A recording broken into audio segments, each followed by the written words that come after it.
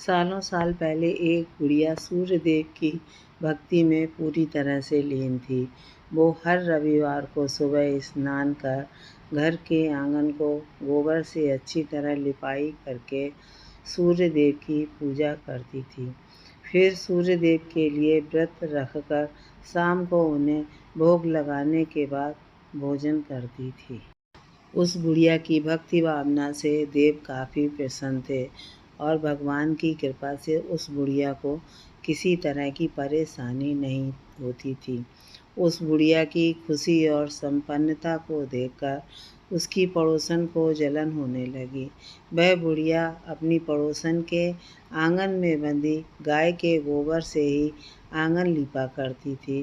पड़ोसन ने जलन की वजह से उस गाय को आंगन की जगह घर के अंदर बांधना शुरू कर दिया। अब अगले रविवार को सुबह बुढ़िया को सूर्य देव की पूजा करने के लिए घर से गाय का गोबर नहीं मिला, जिस कारण वह सूर्य देव की पूजा नहीं कर पाई और पूरे दिन खुद भी भूखी रही। रात में सूर्य देव उस बुढ़िया को सपने में आए और उससे पूजा न करने और भोग न लगाने का कारण पूछा।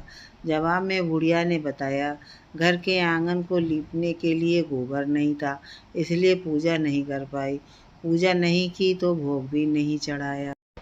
बुढ़िया की बातें सुनकर सूर्यदेव उससे कहते हैं कि मैं तुम्हारी भक्ति से प्रसन्न हूँ, इसलिए मैं तुम्हें एक गाय दे रहा हूँ। वो तुम्हारे घर को धन से भर देगी। यह कहते ही सूर्यदेव उसके सामने से सपने से चले गए। अगली सुबह जब बुढ़िया की आंखें खुलती हैं तब वह देखती है कि उसके आंगन में एक सुंदर गाय और बछड़ा बंधा हुआ है। यह सब देखकर वह हैरान हो गई और सपने की कोई बात याद नहीं थी। इसे उसने सूर्यदेव की कृपा समझा और गाय को चारा देने लगी। बुढ़िया के आंगन में सुंदर गाय और बछड़े को देखकर पड़ोसन की जलन बढ़ गई। कुछ देर बाद जब बुढ़िया घर के अंदर जाती है तो गाय सोने का गोबर करती है। ये देखकर पड़ोसन चौंक जाती है और उस गोबर को उठाकर अपने घर ले आती है और अपने गाय के गोबर को उसके आंगन में रख देती है। यह सिलसिला कुछ दिनों तक चलता रहा और वह पड़ोसन धनवान हो गई।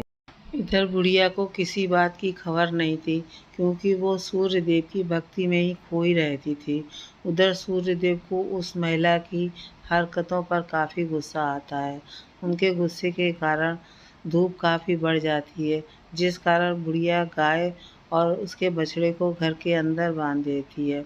उसी रात आंधी चलने लगती है, इसलिए वह गाय और बछड़े को आंगन में नहीं निकालती है। रात भर गाय घर के अंदर ही बंधी रही। सुबह जैसे ही बुढ़िया की नींद खुलती है तो वो सोने का गोबर देखकर हैरान हो जाती है। उस दिन के बाद से रोज़ाना वो गाय को घर के अंदर ही बांधने लगी। गाय के सोने के गोबर से बुढ़िया धनवान हो गई, जिसे देखकर पड़ोसन को और जलन होने लगी। पड़ोसन ने जलन के मारे सोने का गोबर देने वाली गाय के बारे में उस नगर के राजा को बता दिया। राजा को जैसे ही सोने का गोबर देने वाली गाय का पता चला तो उन्होंने तुरंत सैनिकों को भेजकर उसे महल लाने के लिए कहा।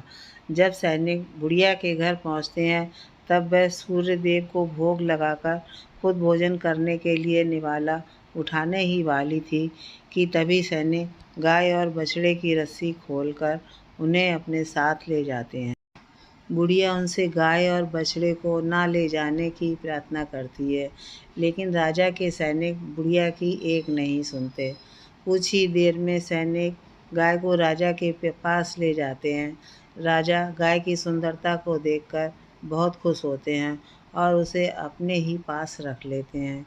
गाय व बछड़े के जाने के गम में बुढ़िया बिना खाए पिए पूरे दिन सूर्यदेव से गाय और बछड़े को लौटाने की प्रार्थना करती है। सूर्यदेव की बातें सुनकर राजा की नींद टूट जाती है। दूसरे दिन सुबह वो बुढ़िया को गाय और बछड़ा लौटा देते हैं, साथ ही उसे कुछ धन भी देते हैं और उसकी पड़ोसन को सजा देते हैं। सूर्यदेव की इस चमत्कारी गाय और बुढ़िया पर उनकी कृपा को देखकर राजा पूरे नगर के लोगों को हर रविवार सूर्यदेव की पूजा करके व्रत रखने के लिए कहते हैं। तभी से ही रविवार के व्रत का चलन शुरू हुआ। राजा के पूरे राज्य में खुशियाँ ही खुशियाँ छा गईं। कहानी से सीख: दूसरे के प्रति द्वेष भाव रखने से खुद की ही हानि होती है। जीवन में जितना हो सके सामने वालों की मदद करनी चाहिए।